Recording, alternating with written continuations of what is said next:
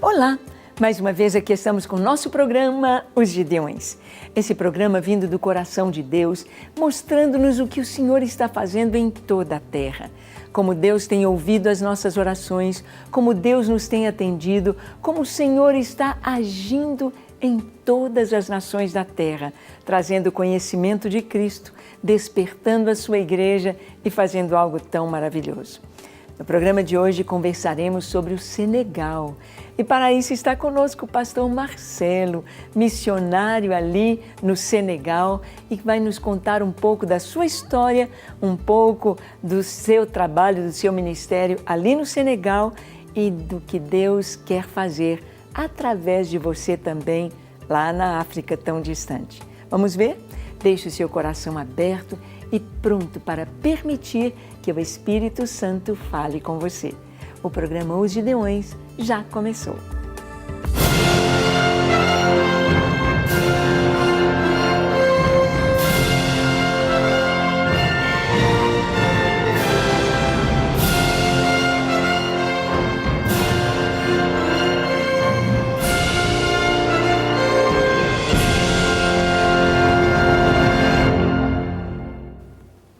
Muito bem, nós temos a grande alegria de viver em um tempo muito especial, em um tempo de muitos desafios, em um tempo em que nós estamos vendo as guerras cobrindo nações, temos visto tanta maldade, tanta violência, temos visto tanta imoralidade, temos visto o pecado graçando, o pecado entrando nas nações de uma maneira legal, se tornando o certo como se fosse errado e as coisas erradas como se fossem certas. É um tempo especial que vivemos, que a Bíblia já nos falava dele. Mas neste tempo nós temos visto Deus agindo na terra, Deus despertando homens, mulheres, jovens e até crianças para a sua obra, para orar, para buscar a sua face e para compartilhar o Evangelho.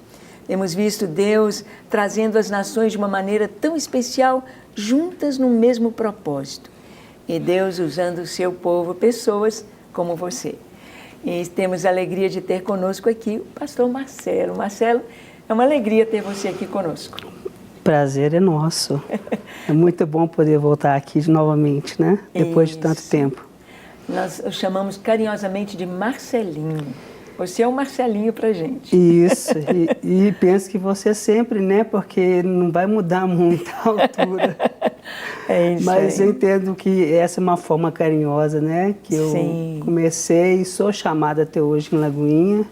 Não é? É o último encontro com o pastor Márcio, quando ele me viu, a primeira coisa que ele falou foi: ô Marcelinho, mas você ainda não cresceu muito, né, filho?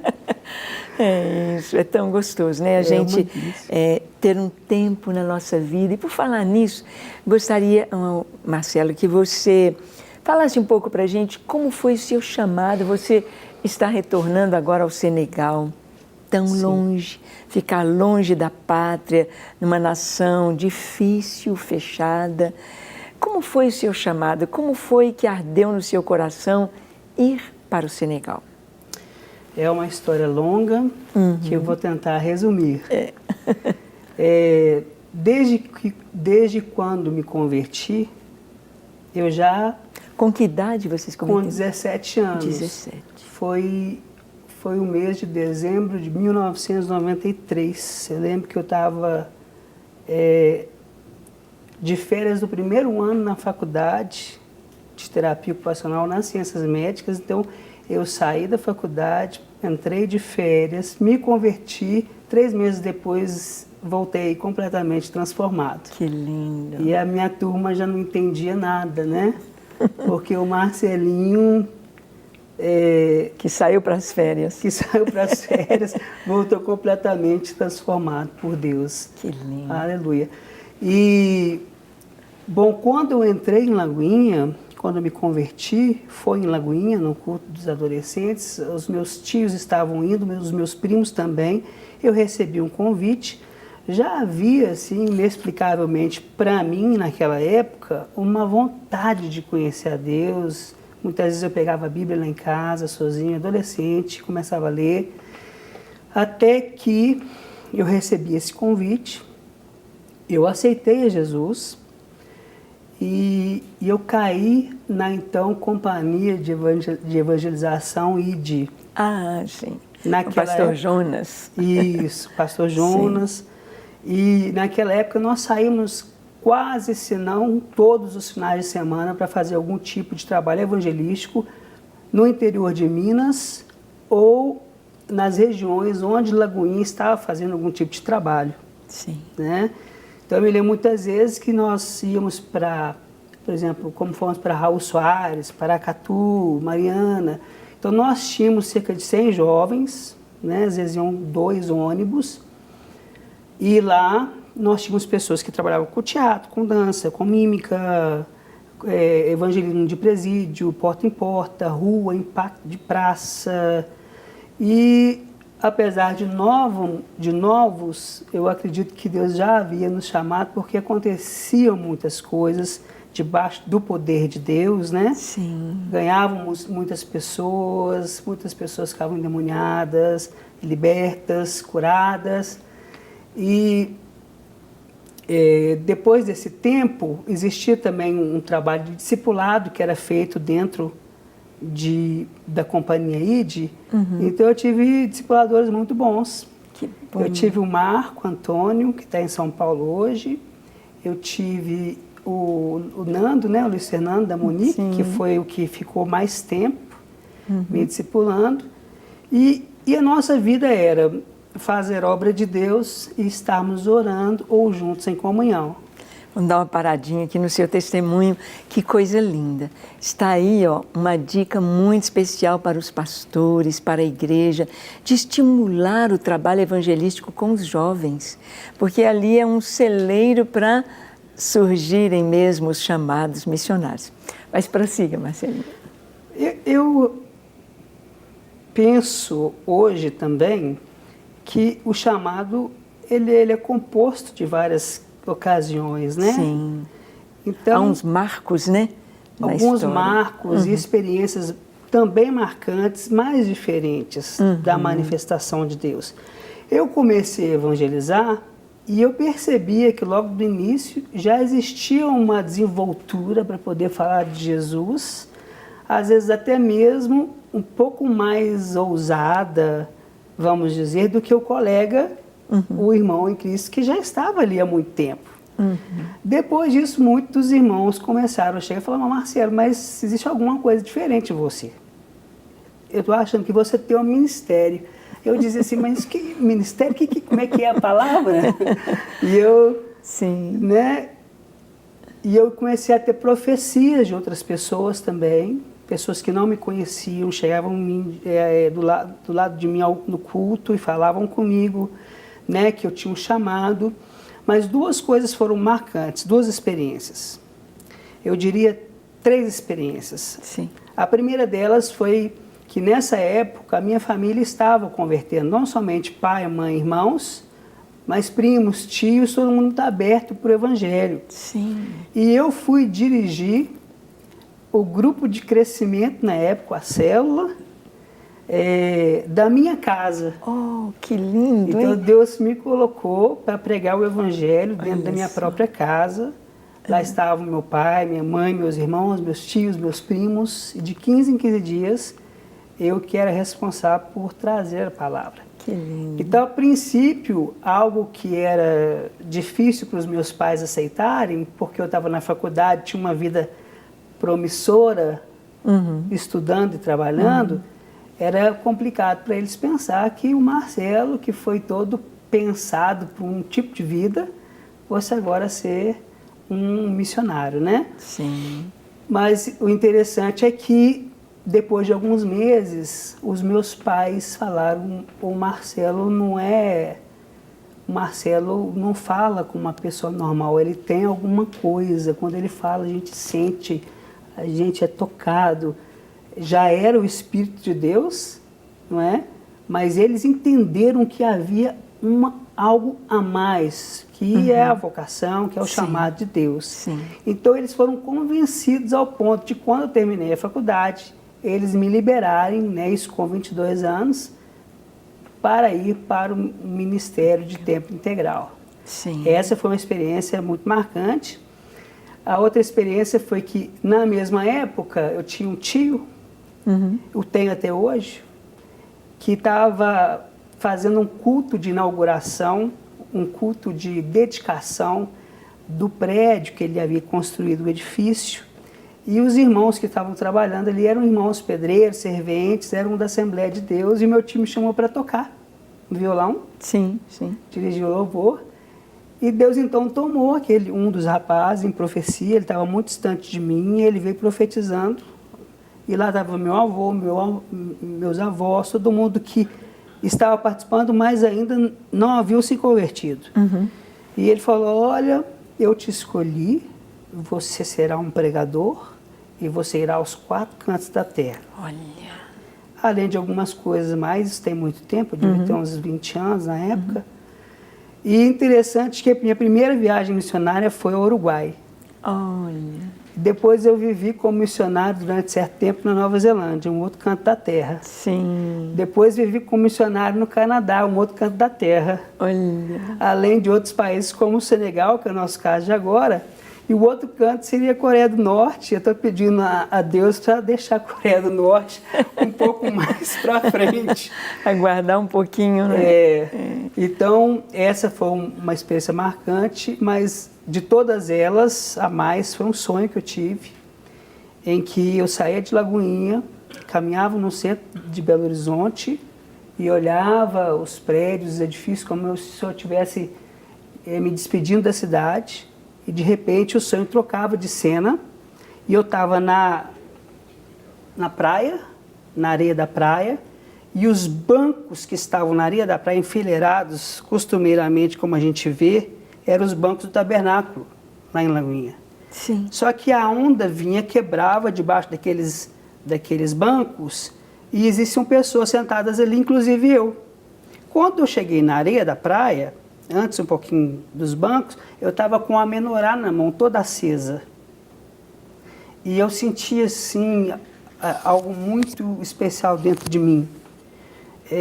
Eu nem sabia o que significava a menorá na época, mas um vento veio, grande, bateu, soprou, aquilo apagou.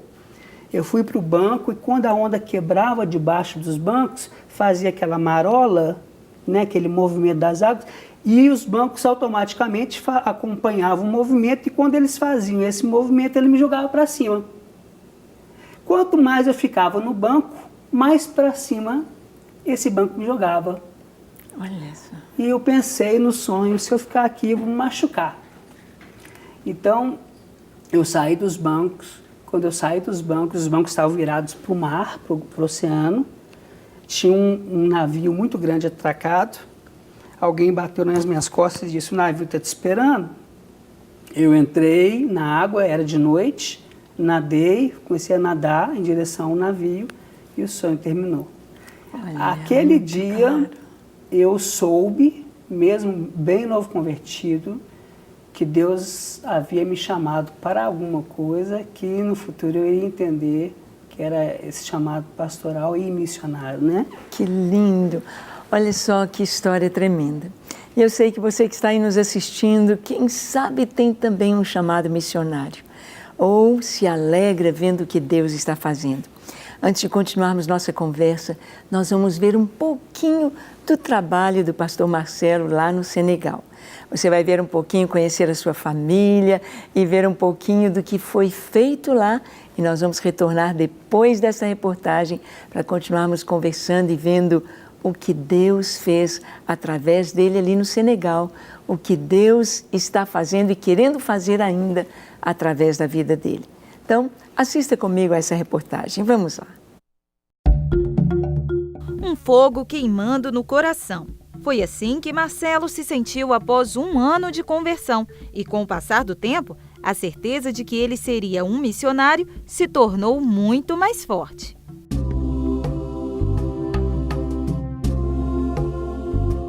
Ao estudar inglês em Nova Zelândia, o missionário teve contato com o Islã. Daí em diante, surgiu o interesse pelos muçulmanos e Marcelo foi em busca de mais conhecimento. Em 2010, surgia a oportunidade de viver de pertinho com eles, os muçulmanos. Marcelo e a família foram cumprir o Id no Senegal. No país, 87% da população é islamita, o que torna o trabalho missionário bem mais difícil.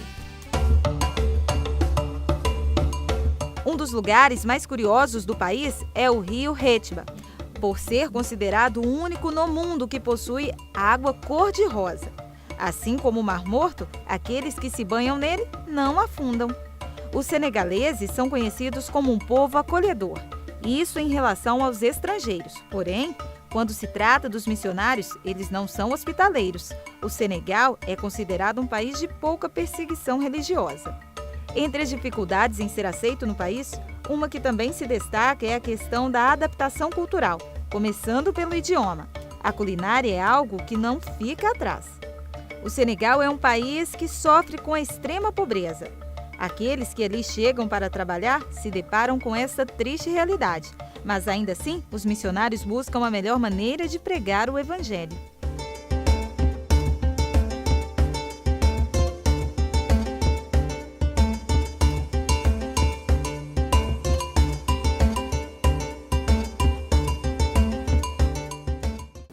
Então, quando a gente começa a ouvir as histórias de campo missionário, quando começamos a ver o que Deus está fazendo, o nosso coração arde.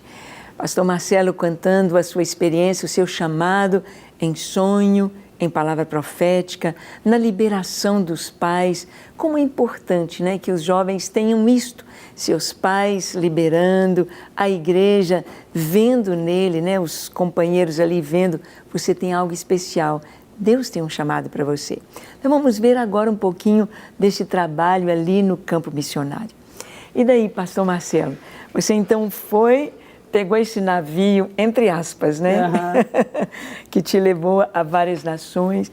E como foi o Senegal mesmo em si? Como que foi esse chamado? Pois é, quando nós estávamos nos preparando, a gente na época em Lagoinha ainda, fomos orientados então pela Eloni, que era a pastora responsável por missões, sim, de fazer o curso de orientação da missão Amém. Ou EC Brasil. A gente fez. Foi até junto com o Kaiser e a Suzy, no né? mesmo apartamento. Olha só. Nós estávamos divididos por um corredor. Era o corredor do Kaiser, era o quarto do Kaiser da Suzy, das meninas, e o outro quarto, para mim, o Tomás e a Carla, que já estava grávida da Esther. Uhum. Mas nós havíamos acabado de voltar da Nova Zelândia, tínhamos ido para poder aprender o inglês e ter a primeira experiência de morar fora do Brasil, uhum, que é muito importante. Sim, sim. E lá eu tive o contato com os muçulmanos pela primeira vez. Uhum. E isso foi muito importante para mim. Uhum. Eles eram, na sua maioria, árabes, bancados pelo governo. Existia um programa, eles iam, estudavam inglês, faziam faculdade e voltavam para servir o governo em diversas áreas. E eu fiz amizade com eles, jogava bola com eles e comecei a evangelizá-los. E aí Deus disse, né, falou ao meu coração, que se era para deixar um lugar como Sete Lagoas, onde eu era até então pastor de Lagoinha na época, sim, e nós tínhamos mais 8 congregações ali do lado, né? Várias congregações que nós havíamos plantado, nós como igreja, deveria ser por uma causa mais nobre. E a causa mais nobre, e isso acho que vale a pena a gente estar aqui hoje para dar um destaque, que religiosamente falando, existe a partir de Paulo 3 causas hoje que são muito nobres. São os muçulmanos, religiosamente falando, os budistas e os indianos. Se nós juntarmos, nós temos aí cerca de 4 bilhões de pessoas que não têm acesso ao Evangelho ainda. Então, são os povos, religiosamente falando, linguisticamente, geograficamente, porque moram em lugares muito difíceis de se morar, como é o caso do lugar onde eu morei, que foi o sul do deserto do Saara, a região do Sahel africano, né, que pega do Senegal, atravessa até a Somália, né?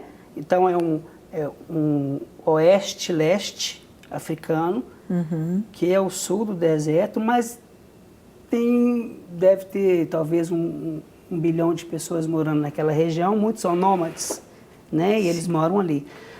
Mas a gente realmente pegar as nossas forças como igreja e investir aonde a igreja não chegou ainda, né? Sim. Porque a igreja, como diz lá o irmão Bill Hybels, é a esperança, a igreja local é a esperança do mundo. Então eu acredito no trabalho missionário de plantação de igrejas, em que o povo nativo é despertado para isso, para dar continuidade, e que alcance aqueles que não foram alcançados ainda. Sim, sim. Então a gente chegou no Senegal, fomos estudar francês. Com 1 ano e meio a gente estava se comunicando em francês. E existia no Senegal um período da WEC, da missão no Senegal, que era um período de orientação. Então você viajava e onde havia trabalhos já implantados ou plantados, você ia para conhecer. E geralmente eram regiões diferentes. E a gente começou a fazer isso, centro, norte, sudoeste, sul, até que a gente foi ao norte. E ao norte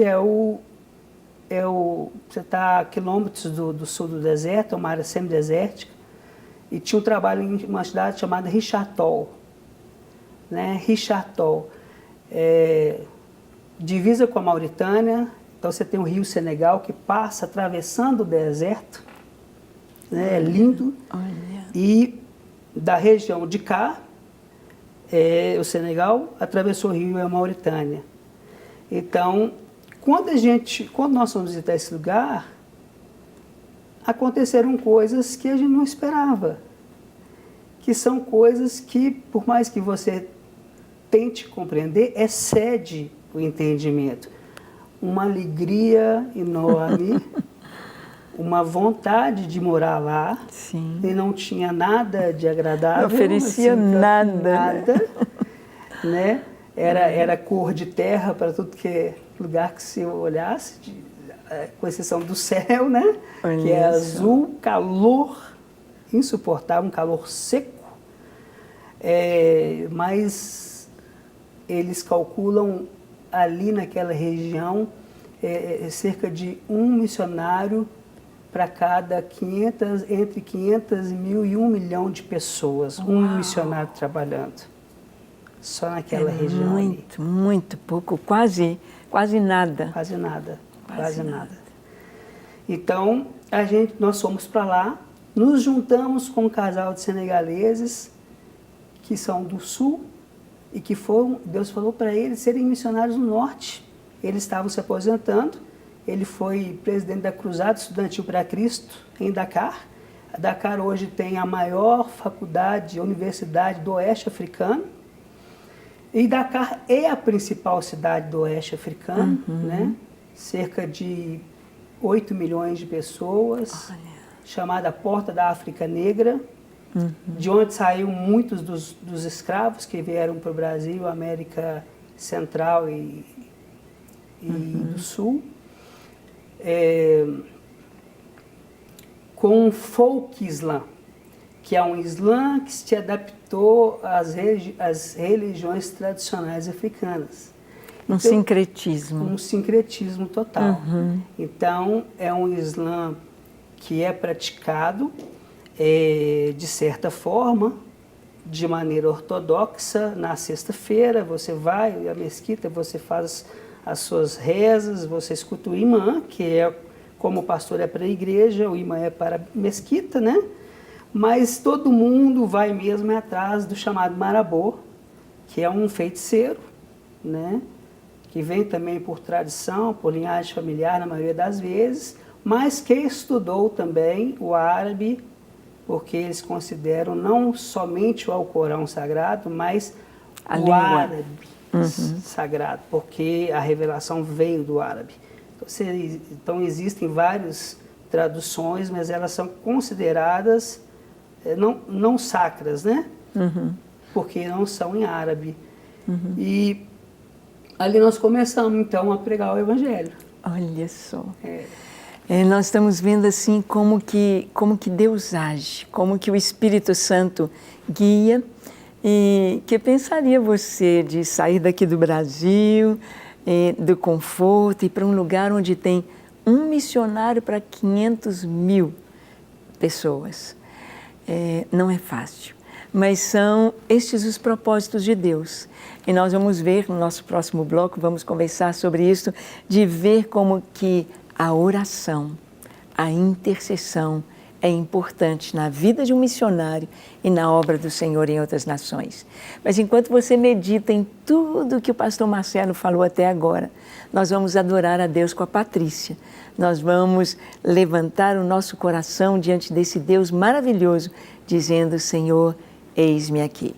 Então, Patrícia, junto com você, vamos adorar a Deus.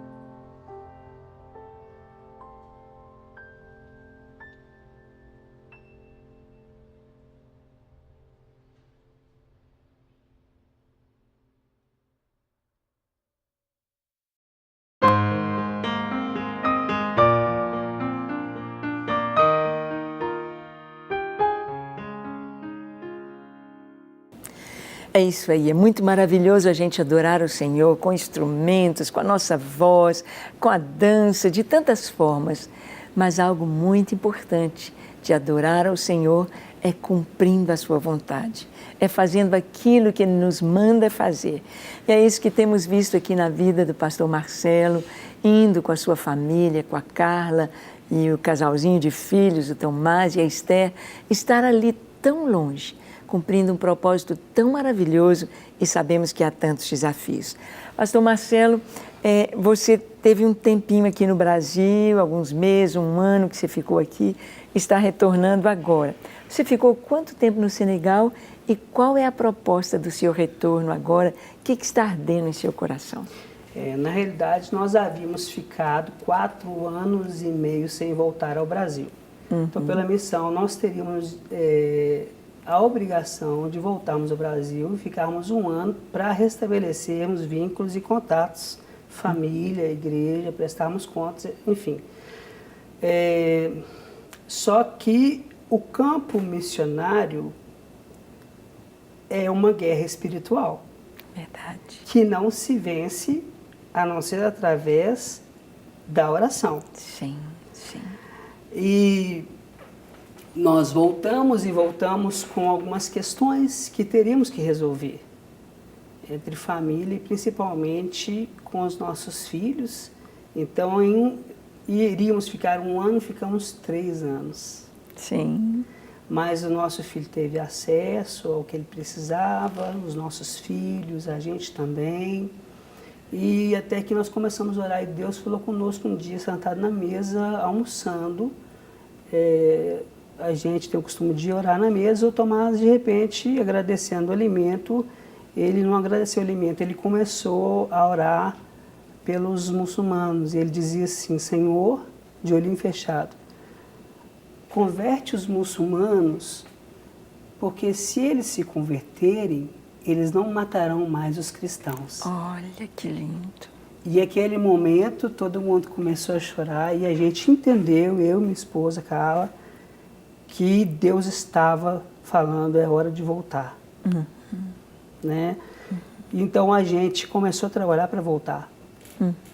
E foi dando tudo certo, até que nós conseguimos, há um mês atrás, comprar a nossa passagem de volta para o dia 22 de março, para ficarmos mais 3 anos, no mínimo, a princípio, né?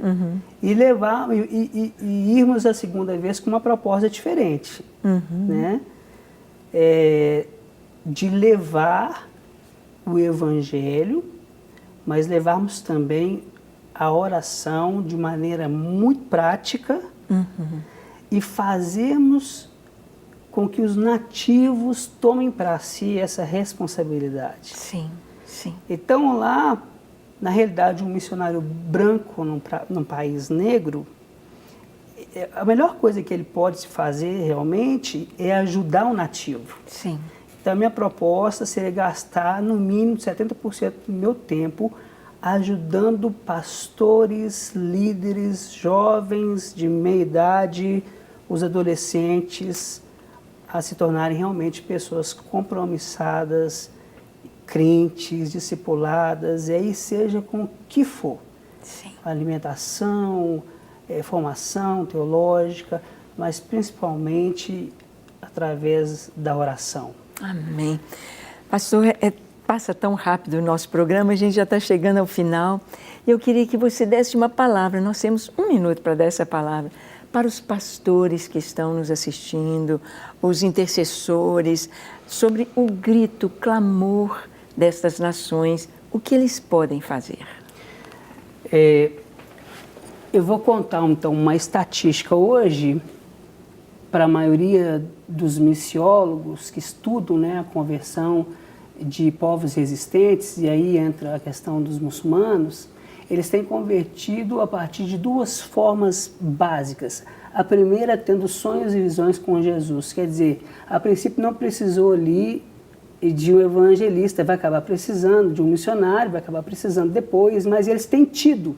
Jesus tem aparecido para eles, e como a tradição foi que Maomé recebeu a revelação pelo Alcorão, através de visão, Então, para o muçulmano ter um sonho, uma visão, é Deus realmente falando com ele, na maioria das vezes. E Jesus aparece e diz, vocês estão me perseguindo. Olha só. Eu sou o Cristo, sou eu que salvo, eu sou o profeta de verdade. E a segunda coisa, eles pegam a literatura, a Bíblia, o cartão de memória, que tem a língua, tem o evangelho na língua deles, e se escondem, vão escutar, e fazendo então estudos comparativos e lendo, eles conseguem perceber então as inconsistências do Alcorão, e eles ficam completamente admirados e apaixonados com a vida de Jesus, quem ele foi, o que ele fez, e aí eles se convertem.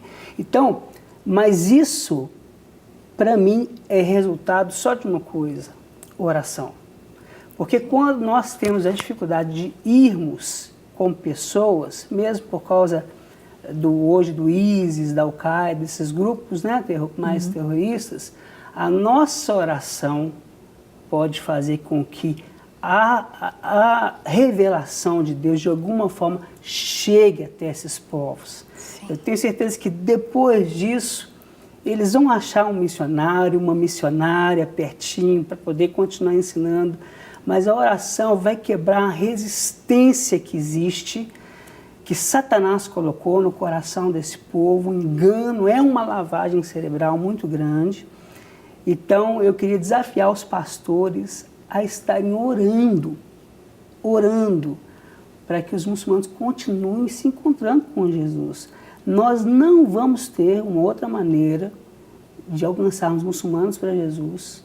E dizem agora, últimas notícias, que até as pessoas do ISIS estão tendo visões com Jesus. Então, estão se convertendo. Sim. E são obrigados a fugir, porque senão eles matam, né? Então, eu quero acabar com o sonho que o missionário teve. Quando eu estava vindo embora, ele falou, Marcelo, o missionário que trabalha comigo, ele chama Yassanta. Ele falou comigo, Marcelo, tive um sonho. Eu sonhei que a gente estava aqui num palco e que nós dirigíamos uma reunião de oração todas as sextas-feiras. E ele me cutucava e falava, Marcelo, hoje é seu dia de dirigir a reunião. E eu me assentava e quando eu começava a dirigir a reunião, por todas as vielas, as entradas, no meio do mato, nas ruas do rio, começavam a vir pessoas, mas muitas pessoas. Ele dizia que não tinha como se contar o número de pessoas para participarem de uma reunião de oração. Não era culto. A senhora entende? Não era um culto, era um momento em que todos oravam só. E acabou o sonho. Então, quando eu comecei a realmente voltar, né, pensar em voltar, eu falei, então, eu vou pedir a irmã Ângela para levar os Gideões para lá, porque em Sete Lagoas funcionou muito bem. Sim, a gente virava 4 dias sem falha, né? Inclusive com as madrugadas. E nós vivemos um pequeno avivamento em Sete Lagoas naquela época. Sim. É o resultado da oração. Exatamente. Ai, que coisa linda. Dá vontade da gente ficar ouvindo mais e mais as histórias missionárias. É isso aí. Então fica esse desafio para os pastores, esse desafio para você.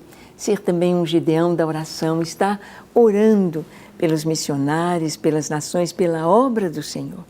Pastor Marcelo, muito obrigado. Eu que agradeço. Que Deus te abençoe. Manda o nosso beijo para a Carla, para essa turminha linda. Tá, e nós vamos com você em oração, no coração, até o Senegal. E vamos ter um congresso lá ano que vem, se Deus quiser. Quem sabe esse ano ainda. Se Deus quiser. Estamos aí para servir. Amém. É isso aí. Que Deus te abençoe. Fique com este desafio no seu coração. E até o nosso próximo programa, se Ele nos permitir. Até lá. Até.